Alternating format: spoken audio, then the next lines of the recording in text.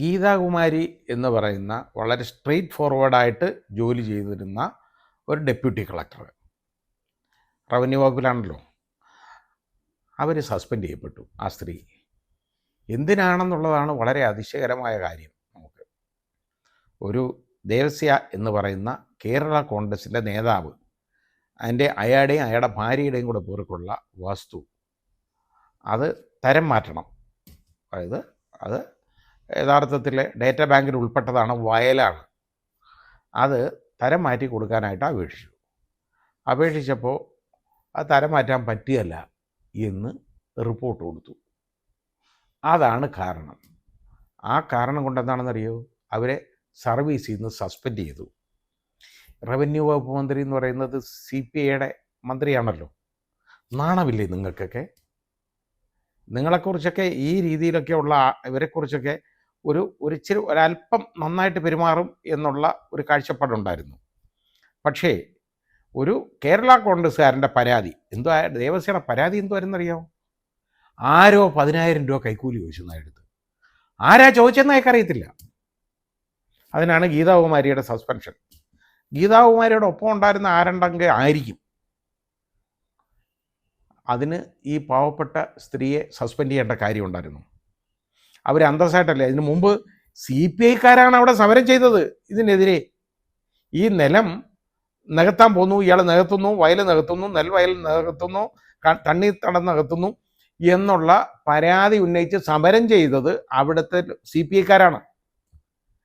അതേ CPIക്കാർ ഇപ്പം 2 വർഷമായിട്ട് ഇപ്പോൾ ഏതാണ്ട് സമരം, 2 വർഷം മുമ്പ് സമരം, ഇപ്പോൾ സമരം ഇല്ല.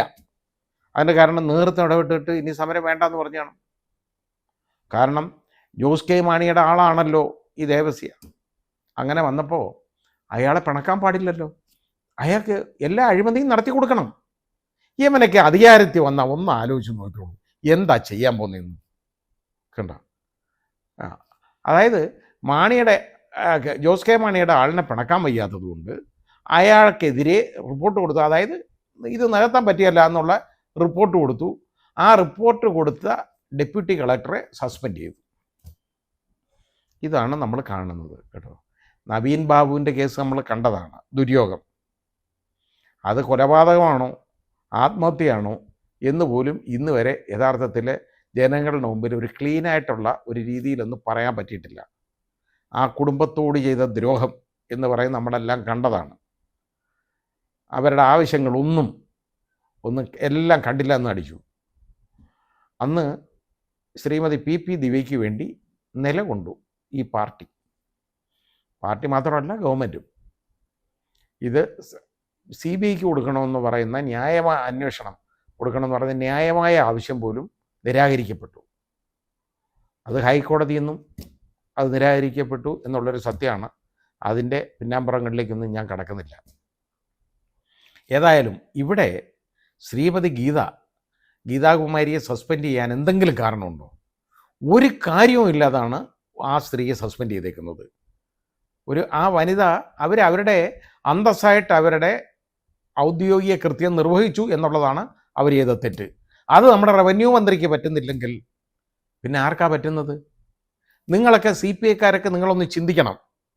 ഇതേപോലുള്ള വൃത്തികേടുകൾ ഇരുന്ന് കാണിക്കാനാണോ ജനങ്ങളെ തിരഞ്ഞെടുത്തേക്കുന്നത്? CPI പോലും ഈ രീതിയിലാണ് പ്രവർത്തിക്കുന്നതെന്നുണ്ടെങ്കിൽ പിന്നെ ഇടത് മുന്നണിയിൽ ആരാണ് നന്നായിട്ട് പ്രവർത്തിക്കുന്നത്?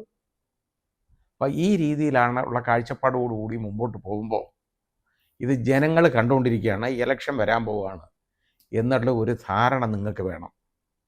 ഈ ചെയ്തത് വളരെ തെറ്റാണ്. ഗീതാകുമാരിയുടെ ആ സസ്പെൻഷൻ എത്രയും പെട്ടെന്ന് വിഡ്രോ ചെയ്യണം. അവരെ സർവീസിൽ തിരികെ പ്രവേശിക്കണം.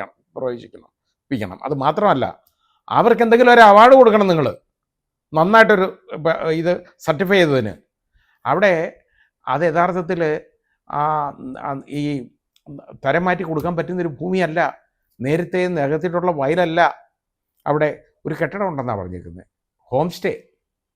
അനധികൃതമായിട്ടാണ് അത് കെട്ടിയേക്കുന്നത്. അതിന് നടപടി എടുക്കേണ്ടതിന് പകരം ഇത് തരം മാറ്റാൻ പറ്റുന്നതല്ല എന്നുള്ള റിപ്പോർട്ട് കൊടുത്ത ഉദ്യോഗസ്ഥയെ, സത്യസന്ധമായി റിപ്പോർട്ട് ചെയ്ത ഉദ്യോഗസ്ഥയ്ക്ക് സസ്പെൻഷൻ. കൊള്ളാം. വേറെ കാര്യമുണ്ടല്ലോ, തെറ്റ് ചൂണ്ടിക്കാണിക്കുന്നവന് അവനെ പുറത്താക്കും. തെറ്റ് ചെയ്തവനെ സംരക്ഷിക്കും. ആ രീതിയിലാണ് CPM പോകുന്നതെന്നുണ്ടെങ്കിൽ ഇപ്പം വേറെ അതുപോലെ ഒരെണ്ണം ഒരു വാർത്തയും കൂടെ വന്നിട്ടുണ്ട്. തിരുവനന്തപുരത്ത് വിഷ്ണുവിൻ്റെ കൊലപാതകം. വിഷ്ണുവിനെ RSSകാർ കൊലപ്പെടുത്തി, നട റോഡിൽ കൊലപ്പെടുത്തി. അതിനെ അവസാനം പണപ്പിരിവ് നടത്തി.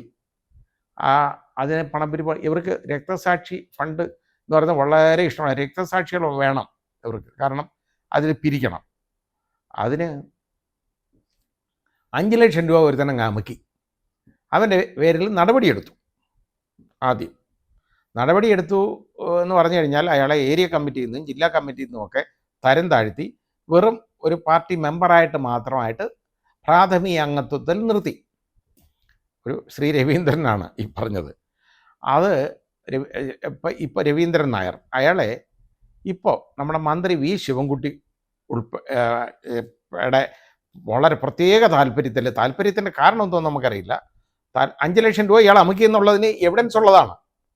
പാർട്ടിയും കണ്ടതാണ് ഈ കാര്യം.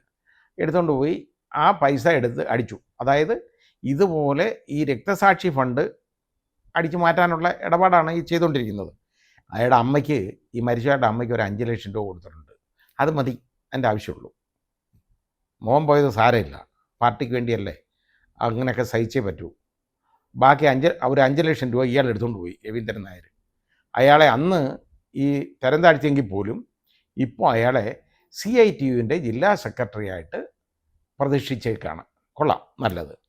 അപ്പോൾ ആ വിഷ്ണുവിൻ്റെ സഹോദരൻ പറഞ്ഞു, ഞങ്ങളുടെ വീട്ടിൽ 6 പേരും മാർക്സിസ്റ്റ് പാർട്ടിയുടെ അംഗങ്ങളാണ്, CPMൻ്റെ അംഗങ്ങളാണ്. ഇനി മേലാൽ ഞങ്ങൾ ഈ പാർട്ടിയായിട്ട് സഹകരിക്കുന്നില്ല എന്ന് പറഞ്ഞു. ഇതുപോലെ എത്ര പേരുടെ എത്ര രക്തസാക്ഷികൾ, അവരൊന്നും എല്ലാം കൊല്ലപ്പെട്ടു പോയതുകൊണ്ട് അവർക്ക് വെളിയിൽ വന്ന് പറയാൻ ഒക്കത്തില്ലല്ലോ. അവരുടെയൊക്കെ പേരിൽ പിരിവ് നടത്തും ഇഷ്ടം പോലെ. ജനങ്ങൾ അറിയേണ്ട കാര്യമില്ല എന്ന് അങ്ങ് വിളിച്ചു പറഞ്ഞാൽ മതിയല്ലോ എന്ന് പറഞ്ഞ പോലെ ഇപ്പം ഞാൻ ഇത് കണ്ട കാര്യമാണ്.